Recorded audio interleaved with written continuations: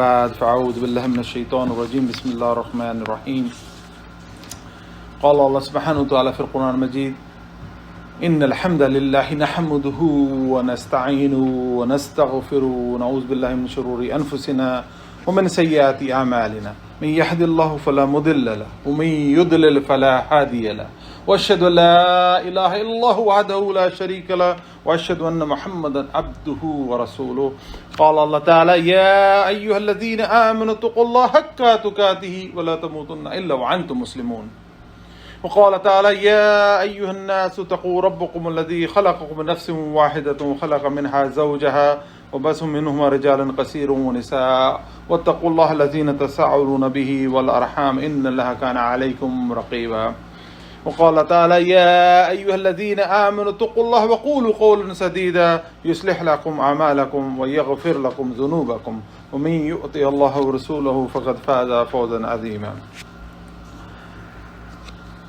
أما بعد بسم الله الرحمن الرحيم الحمد لله رب العالمين والصلاة والسلام على أشرف الأنبياء وسيد المرسلين نبينا محمد صلى الله عليه وعلى آله وصحابه وأزواجه أجمعين أما بعد. All the praises and thanks be to Allah subhanahu wa ta'ala, the sustainer of the universe, and blessing and salutation to be all the Anbiya Karam, all the prophets, khususan among them Rasulullah sallallahu alaihi wasallam, Prophet Muhammad sallallahu alaihi wasallam. May have blessing on him, on his companion, on his wife, on his children, and on all the righteous people who passed in the past, who are among us, who are going to come. May Allah subhanahu wa ta'ala bless all of them. May Allah subhanahu wa ta'ala bless all the righteous scholars as well, who passed in the past, who are among us, who are going to come, inshallah. May Allah subhanahu wa ta'ala bless them and protect them. Ameen. So today, inshallah, I'm going to talk about the important topic, which is more relevant in during times. Obviously, Corona is one of the topic. We'll be talking about that one, but I'm not talking about that today. Today, I'm going to talking about the social injustice and about the racism. You see what's going on outside on the street. So inshallah, I'm going to talk in the context of Islam, what Quran says, what the teaching of Rasulullah is, and how can we address that? How can we address that? So Islamic perspective on social justice and racism, inshallah. Social justice is justice in terms of distribution of wealth, opportunities, and privileges within a society. Justice, especially corrective justice or distributive justice, ensures that individuals both fulfilled their societal roles and received what was their due from the society. Social justice assigns rights and duties in the institution of a society, which enables people to receive the basic benefits and burdens of cooperation. The relevant institutions can include education, health, care, social security, labor rights, as well as a broader system of public services. Progressive taxation and regulation of markets to ensure fair distribution of wealth, equal opportunities, and equality of outcome. So basically, social justice means to learn how to share in each and different ways. Even sharing in a smile is a sadaqah according to hadith of Rasulullah sallallahu alaihi wasallam. You know, when you give the tabassum, that's a sadaqah. And it's contagious. Like yawning is contagious. When you yawn, it's contagious. People start yawning. So sadaqah, this is the smallest sadaqah. When we say in Islam, alhamdulillah, when you say assalamu alaikum, you're Muslim or non-Muslim. When you come, we are sending peace on you. Let's not be afraid. Let's not expect any shar from me, any harm from me. That's what we're declaring. And the other one, listen to it, Muslim or non-Muslim, especially Muslim, they respond mostly. They say, wa alaikum assalam, wa rahmatullah, add on to. So then, yes, if you don't have any wickedness for me, I don't have any fear from you, so reciprocal, I don't have any fear from you, and you should not have any fear from me. Subhanallah, simple talimat. Very simple basic teaching. So we're going to talk in terms of Islam, what Islam talks about. It's very unfortunate All of these things, what we see as of now in our so-called pseudo-modern society, even America as a leading example among the world, I would say we are still not able to break those shackles, those shackles away, because we are still in a way, we have not progressed as an American society. We are way behind. We talked about we talked about how to confine the people, deprive them from the rights. We know that. Just recent accident. This is just one, but there are multiple like that. And whatever you see, the frustration coming out from the people, that has a buildup of all those. What happened to this?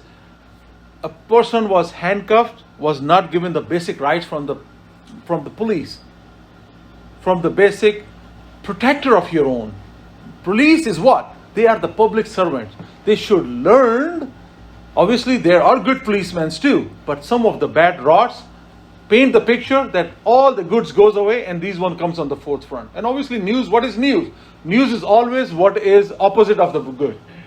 So news always make the headlines when some small thing or some great thing happen here. But there are so much of a greatness outside people are doing that will never become a news.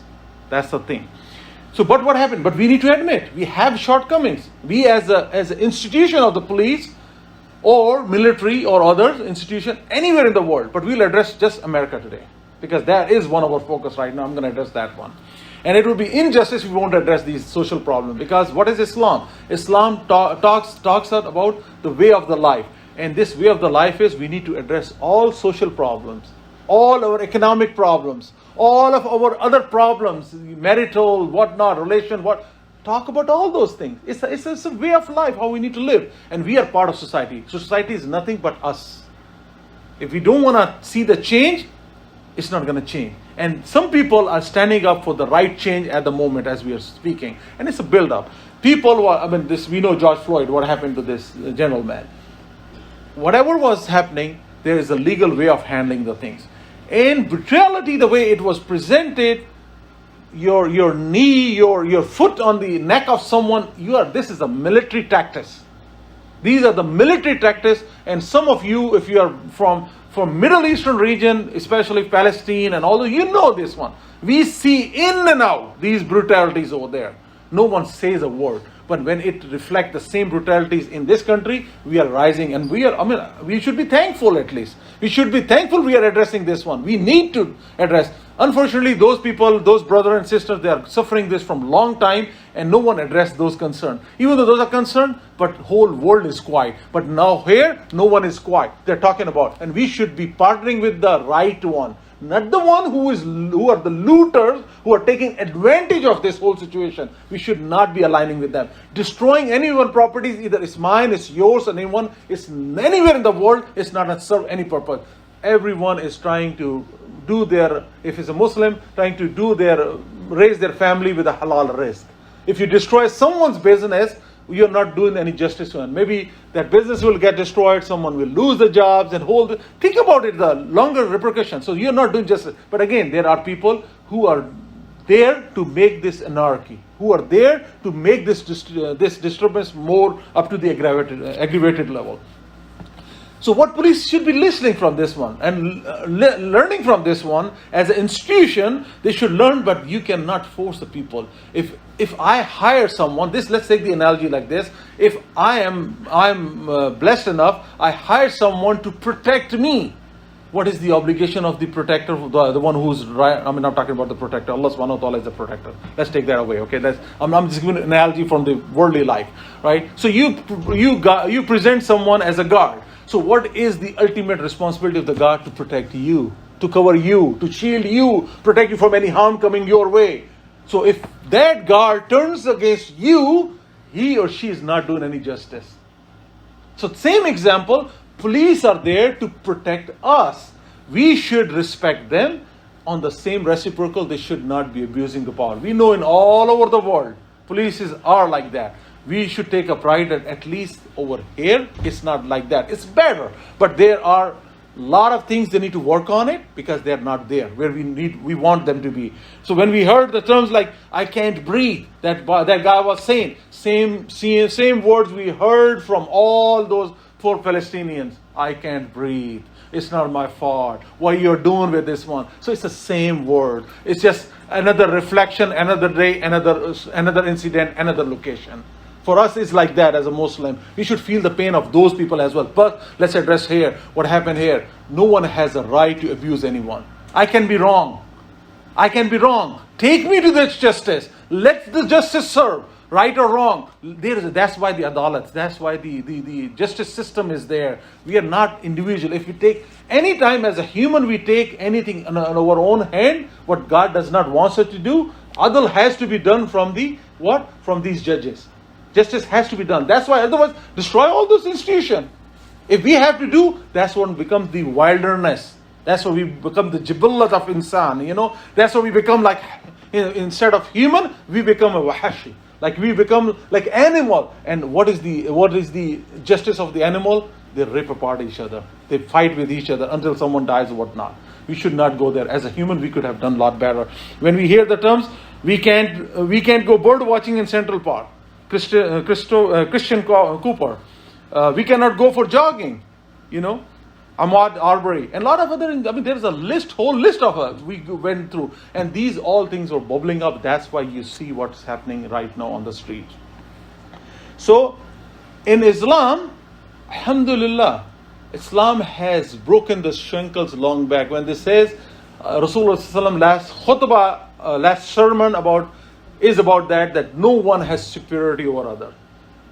So if you take the perspective, at the same time, I'll take this opportunity. Maybe someone is listening who is not on this side of the this side of the aisle, who are not Muslim at this point. I will invite those brother and sister to broadcast this message, because I know we share this message across the aisle, and maybe someone come across that as well. We put on the YouTube as well, so people to listen. Nothing to hide here.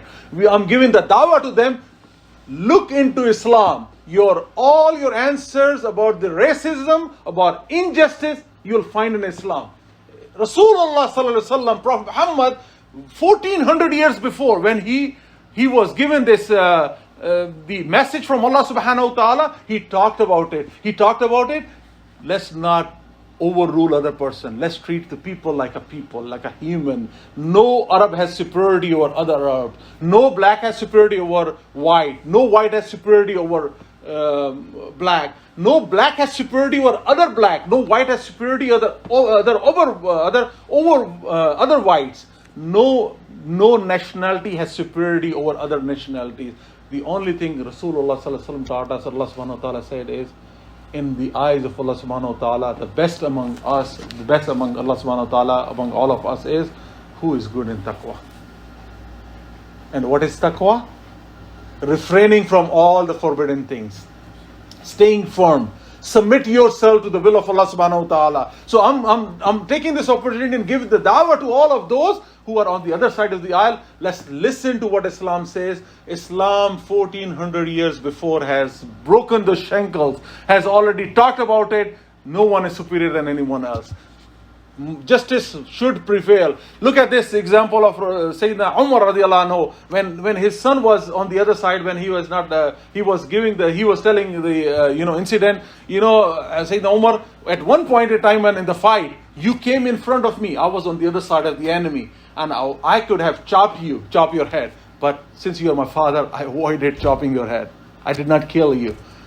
What was the response of Sayyidina Umar? Son, if I was on the other side, I would not have hesitated, because I know I'm on the truth. So these are the examples for us to listen. When you are on the truth, you should not have any shy on that one. But that was the example of the war. We have done America as a nation, we have done so much of a wrong. We have not learned the lesson. We have constituted so much of wars on the false agenda.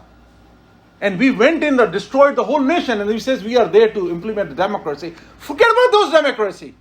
First, my message to ourselves and all of us and our legislators, all of them are, let's try to institute the right democracy in our own country. If we cannot discipline our own house and go and try to discipline another house, the other person will say, what the heck are you talking about? You don't know about your own rights. You don't have rights. Like a whole world is laughing at us right now at this moment. They say, is this really America? Is this really America? They cannot have a basic rights? A person cannot walk outside on the road. If someone walking on the road and someone can stop them and says, "Where you going?" Spot check. Just because of racial colors? Just because someone is black, brown, yellow, green, whatever they are, but they are not white? Is this the justice we are doing in this country? We could have done a lot better. And the best of the example, let's take on the same note, take the good of the example. When I see in the notes, when I see in the news, when Miami police station, they went and the people went for the protest, what they did, they kneeled down. They said, we bow down. We admit the mistake. We are here for your help. Help us, correct us. How long it takes, brothers, sisters? How long it takes? Take your grudge away, and the enemy of yesterday could be a friend of today. And on the reciprocal, we have seen in Richmond even. They are not clean. We have seen the protesters, they are calmly protesting. That's their right as per Constitution. They were peacefully gathered there to voice their concern, voice their voices out there. So this is injustice. Injustice at one place is an injustice anywhere at all. And they said they were protesting, and what was the reaction of the police force? They came in and start, throwing the, gassing up and all. They start throwing the gas on them. People were bowed down. I saw myself, people bow down the way police bow down, and they says, we are here for peace, and their hands are up there. And guess what the response? All of a sudden they start gassing them and all those. You can penalize the individual, but it's not the individual fact at this point. I hate to say this one. This is the flaw of the institution. Institutions are not taking up their responsibility.